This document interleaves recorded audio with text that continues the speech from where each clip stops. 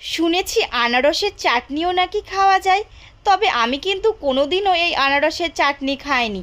তবে খাইনি বললে ভুল হবে, এক দুবার যখন বিয়েবাড়িতে কোথাও গিয়েছিলাম অনুষ্ঠান বাড়িতে, তখন কিন্তু খেয়েছি, কিন্তু আমি ঘরে কোনো দিনই বানাইনি।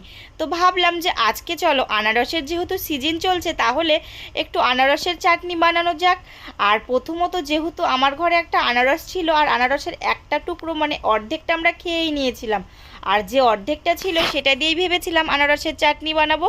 তো প্রথমত আনারসটা আমি সুন্দর করে একদম কেটে নিয়েছি, পিস পিস করে একটু ছোট ছোট করে কেটে নেওয়ার পর এদিকে যেটা লাগবে সেটা হচ্ছে কাজু, আর লাগবে কিশমিশ, আর লাস্টে দেবার জন্য একটু ওপর দিয়ে সাজানোর জন্য নিয়ে নিয়েছিলাম ডালিম।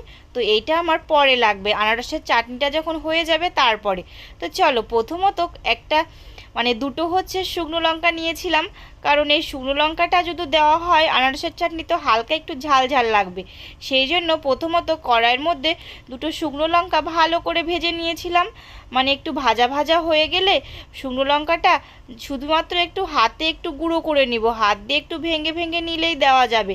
সেই জন্যই প্রথমত দুটো শুকনো লঙ্কা আমি ভালো করে ভেজে নিয়েছি, দেখতে পাচ্ছ কত সুন্দর কালার চলে এসেছে শুকনো লঙ্কাটা। তারপরে সেই কড়াইয়ের মধ্যে আমি কিন্তু কোনো রকম তেল ব্যবহার করিনি, সেই কড়াইয়ের মধ্যে আমি দিয়ে দিয়েছিলাম আনারসের টুকরোগুলো। দেওয়ার পর বেশ কিছুটা নাড়াচাড়া করছিলাম, কারণ আমি এই যেহেতু প্রথম আনারসের চাটনিটা বানাচ্ছিলাম তাই একটু নার্ভাসও ছিলাম। সে যাই হোক, আমি আজকে যখন বানাবো ভেবেছি তাই বানিয়েই ফেলছি, কারণ আমার কাছে কোনো কিছুই অসুবিধা মনে হয় না, সব কিছুকেই সহজ করে নিতে হয়। যখন প্রথমতই সাহস দিয়ে মনে জোর দিয়ে থাকলে সবটাই সম্ভব। সবচেয়ে বড় কথা, তোমার মনে যদি সাহস থাকে যে হ্যাঁ আমি এটা করব, তাহলে তুমি করতে পারবে।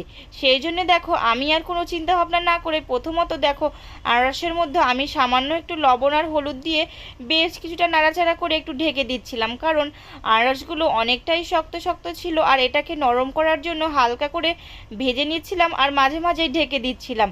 ঢেকে দেওয়াতে আনারসগুলো অনেকটাই নরম হয়ে আসছিল।